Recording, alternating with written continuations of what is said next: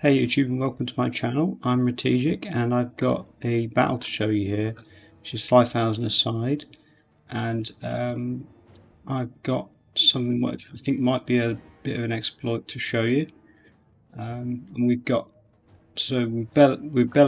up against the Orcs, and it was probably been the biggest battle of my campaign. So yeah, let's get going. Yeah, so it's 5,000 aside, and it was a pretty tough fight because it was it's part of the sort of ultimate endgame scenario, and I'll show you some of their units. They're pretty buffed up stat wise.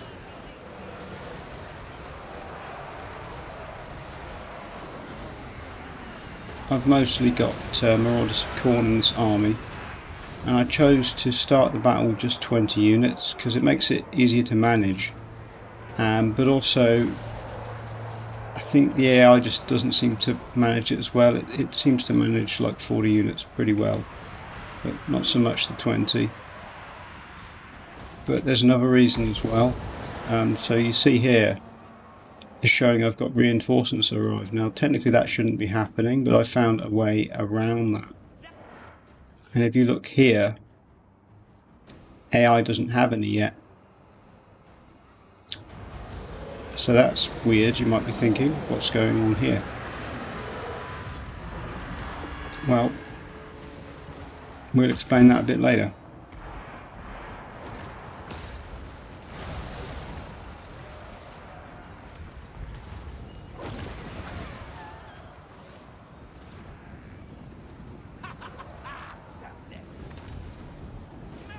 So we've got Azazel there getting stuck in. And we go at the chariots. There's a lot of stuff going on. The enemy commander's on an Arachna rock. He's having fun. He has a good blast at things. And he really just tears into me there. I'm trying to remember what that spell was called. It is it? Curse of the Bad Moon, that was it. It's a surprisingly cheap and effective spell, and I think he can get it upgraded in the campaign, and all of his characters and units are super upgraded. Even the goblins, they get like, I think pretty much all of his units, or most of them, have got like 65 charge bonus plus. So you don't want to get charged by these guys. They're pretty rough. And you notice now he is finally getting some reinforcements, but I think that's basically because I started killing some of his units and they're routing off the field, whereas I have got way over 20 units here.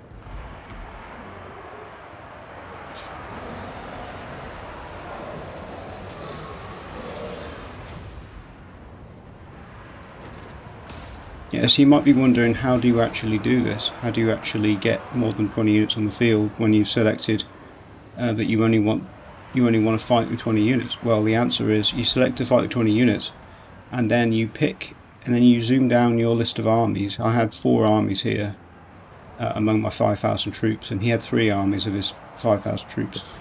You select the armies that you want to be commanded by AI, and then the AI can use those troops. So I wasn't in command of these reinforcing troops. Well, I'm in command of some of them, but not most of them. And the first wave of troops that comes in here, they're not commanded by me. Now, I can't remember exactly, but I don't think that unit was mine. Anyway, we'll speed this up a bit and watch it progress. Azazel is AI commanded, so he ends up kind of getting mashed. So that is one disadvantage of this, but if you've got like a legendary lord, that's commanded by AI, that's less of a problem because they'll come back in time if they get wounded.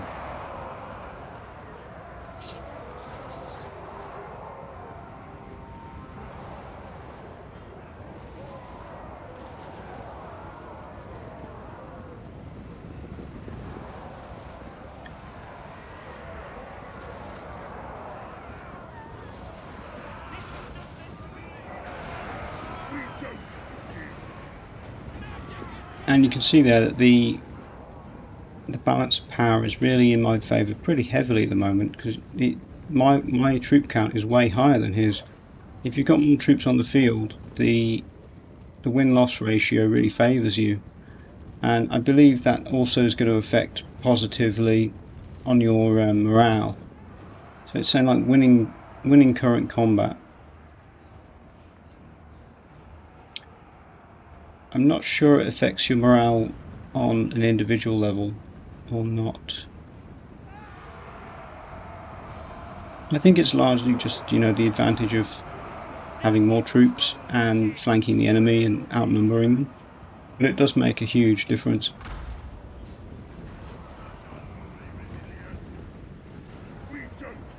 Anyway, we'll speed this up a bit. So, yep, Bellacor's got in with combat with Grimgor there, and he's wearing him down. Grimgor is an absolute tank in this engagement, but fortunately Bellacor's got all kinds of stuff that he can use to debuff him. So he's just used the blast scroll there. I've got perfect vigor. I've got Blade of Shadow, so the more he fights, the stronger he gets. I think that's how it works. Whisper in the Darkness, so that will lower his morale.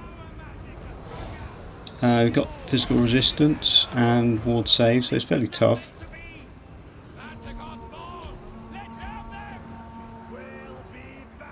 And he's also got debuffing abilities, like there's an ability he's got that lowers Grimgor's melee attack by 40.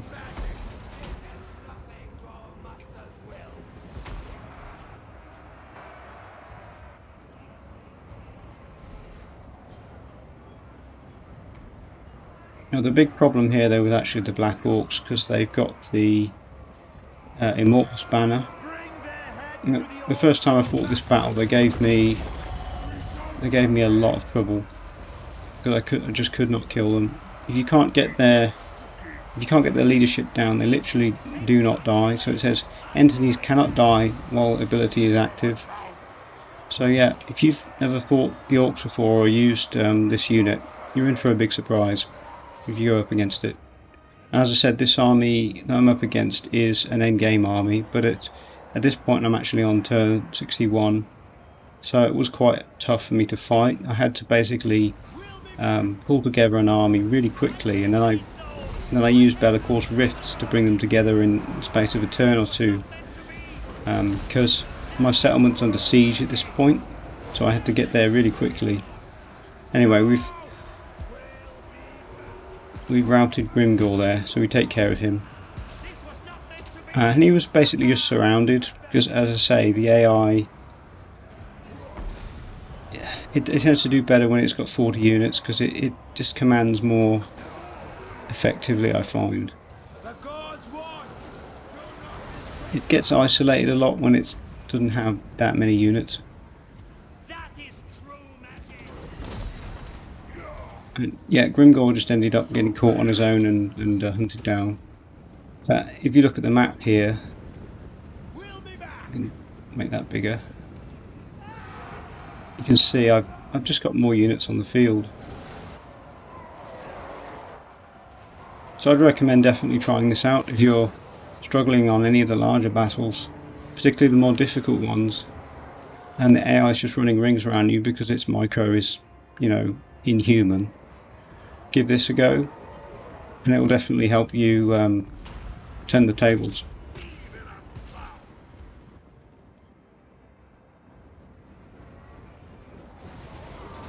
He's all blobbed up here.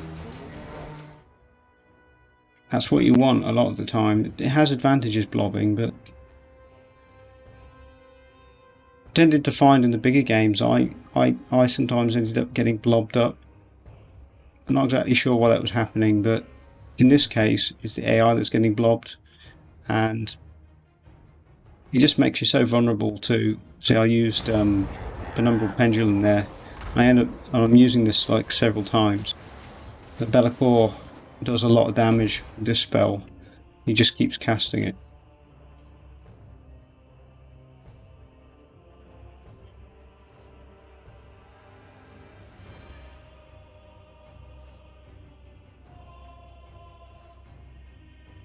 We've got Waaagh there, so we've taken out Grimgor. Now we're up against Waaagh, and we still have reinforcements to help us out later on. So that's good for us. And that means we're not going to be suffering army losses because we've still got some troops on the way. So that's another advantage, is that you're not just going to get all your troops wiped out at once by, you know, an overbearing AI that just kind of charges everything that you've got.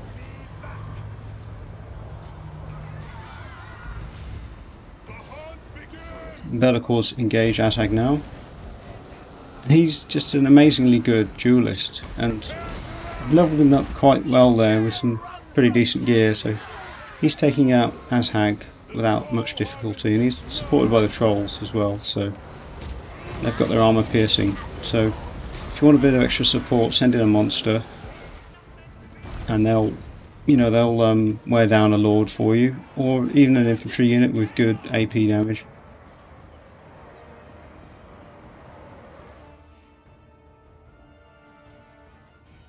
So they're just so blobbed up there. I don't know why it did that, but it doesn't usually do this. You do see some odd behaviour from the AI sometimes. There we go, another pendulum attack. So at this point, Be'lakor's gone up to 33,000 damage, so that's where you want to be. That kind of territory with Be'lakor is good.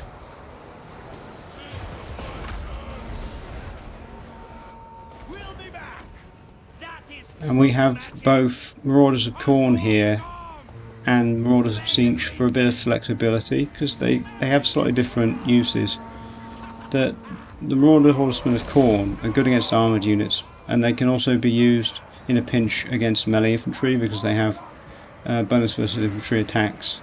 Unlike all the other Marauder Horsemen cavalry, they can actually chase infantry down reasonably effectively, particularly if that infantry has already been damaged. Or, you know, they'll do quite well against missile infantry.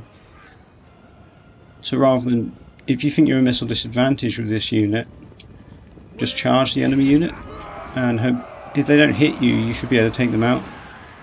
So you see they had a pretty solid charge there against the Doom Divers, and they'll be taken out in a matter of seconds. Because they've got both frenzy and they've got bonus versus infantry, and just generally a pretty decent unit. I also like the Marauders of Tzeentch though, because they're just not squishy. They've got these sort of overshield to help them out, a barrier of 800, so if they get hit at range, they can sort of pull back and then re-engage. And they also have warp flame attacks, which, you know, they're pretty good against armour, and they can do, I think they do fire damage as well, so be good against any units with regen. They'll do extra damage, so it depends on the context. But to be honest, quite often I found the Khorne roster just does damage, and that's a lot of the time it's what you need in battles. It's just inflicting damage. Like your Tzeentch units are going to be more durable because they've got the barriers, but Khorne are just doing damage. And with a faction like Be'lakor's, you've got the magic as well. And Khorne doesn't usually get magic, but Be'lakor's got both. So if you're using Khorne units with Be'lakor, you don't really lose out very much. Sometimes you get a few debuffs on the campaign for using too many Khorne units, but by and large, you know, you're basically just golden, really. Anyway, let's speed this up a bit.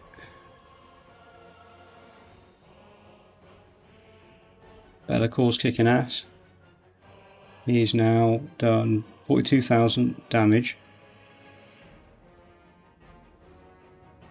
The enemy, I think, has still got reinforcements to come.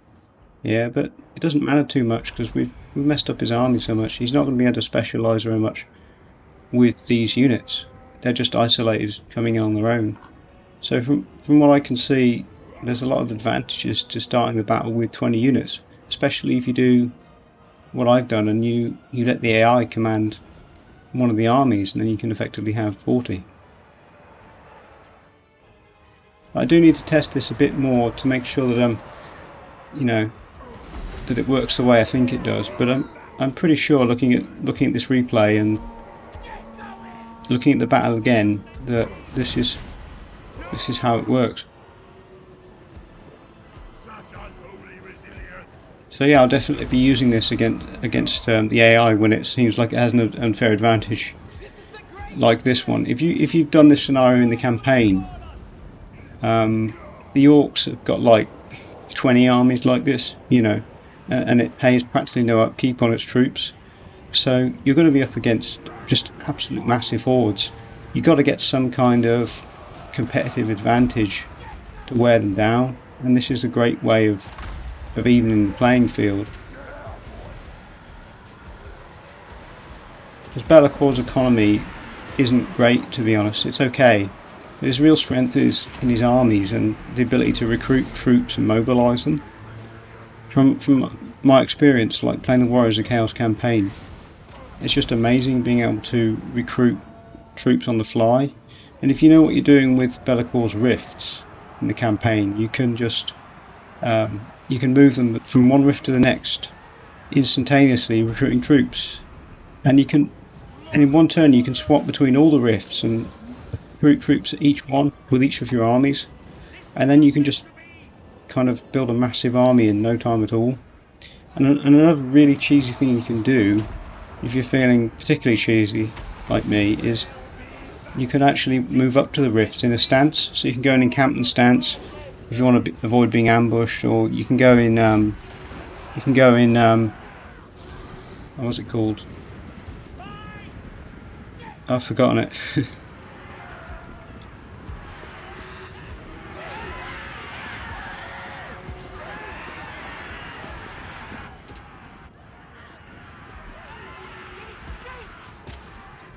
Anyway, I'll speed this up. Yeah, you can go, I meant to say you can go in ambush stance when you walk into the rifts. And what that does is it just means that the AI doesn't know that you've used the rift. And it gives you another turn then to mobilise your troops. If you do that with every army, it won't know that you're there. You can move around the map basically invisibly, and then strike, you know, when you want to attack. So Be'lakor's got a lot of utility there. He's got the advantage of being able to recruit troops straight away like the other Warriors of Chaos, but he's also got the rifts that enable all of his armies to just move around the map rapidly. And now in the new patch, he's got 3 different rifts at game start. He's got the one in Albion where he starts, and he's got one in the 7 Chaos Wastes, and then he's got one in the middle of Empire territory. I think it was near Ostermark. So if you want to head over to Ostermark early on and vassal, then you can, because they added subjugation in the patch as well. So you can subjugate Elves and Empire now. So lots of options with Be'lakor, interesting campaign, and lots of replayability because you can move around the map as you like. Anyway, that's pretty much the end of this battle, I think. It's just mopping up.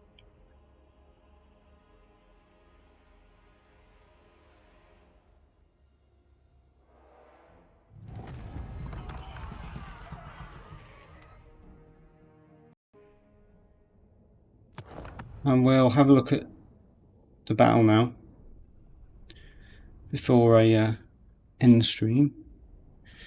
So basically we'll just have a quick look through all my troops, you know, for anyone that's interested. What troops I took and the numbers and all that, which units did well. So I'll just have a quick look through the screens here. So as expected, you know, Be'lakor did great, 54,000 damage. Also another highlight unit, the Exalted Demonettes of Slaanesh. I might actually, if I can, I might share the save on Dropbox for anybody that wants to watch it.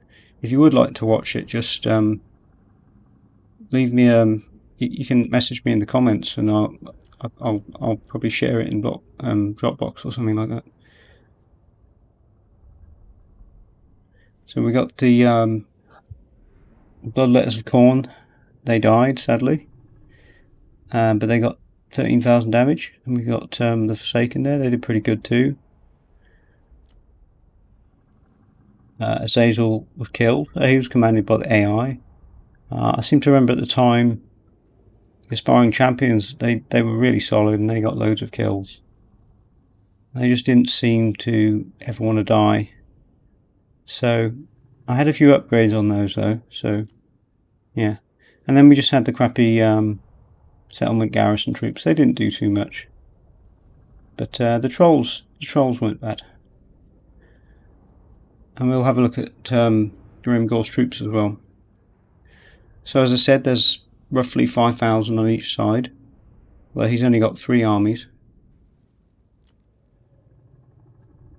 But if anything, I'd think that would probably play into his hands because he's less to manage. It probably doesn't matter too much, to be honest. So yeah, I mean his units didn't do that great. This goblin just did insanely well. I can't see the unit stats on them, unfortunately, at this point. But they do all have like 65 charge, which is just insane. And his big uns have done pretty well. #, did okay, did 13,000 damage, so doing something right with him. Grimgor didn't do too much, pretty disappointing, but you know, as expected, the real winner here for him, although he didn't win the battle, he did 30,000 damage with his Black Orcs, and that's because they have this banner. It doesn't let you select it there, but they're the Immortals unit, and you can't kill them until their leadership drops below 50%. And he had insane buffs and rank on this unit, so it's like leadership 130 or something. So I couldn't even really touch them until I'd killed Grimgor, and I had to then just surround them after that. And they just got worn down and died. So that's how you deal with the Immortals. If you can, you try and ignore them or tie them down with one unit. You don't want to fight them head on until you're already winning the battle quite decisively, because if you take them on, they'll just cut you to pieces, because they won't be losing any unit models. So yeah, you don't want to do that. And I think they had bonus versus large from that unit buff as well. So they were pretty deadly. Anyway, as I said, I just thought I'd share that little exploit with you if you haven't seen it yet. It's possible another streamer might have covered it at some point, but I don't think they have. So yeah, as I said, I've been Cat-ee-jiK, and if you like the battle, just leave a like below, and I'll see you in the next video. Thanks for watching.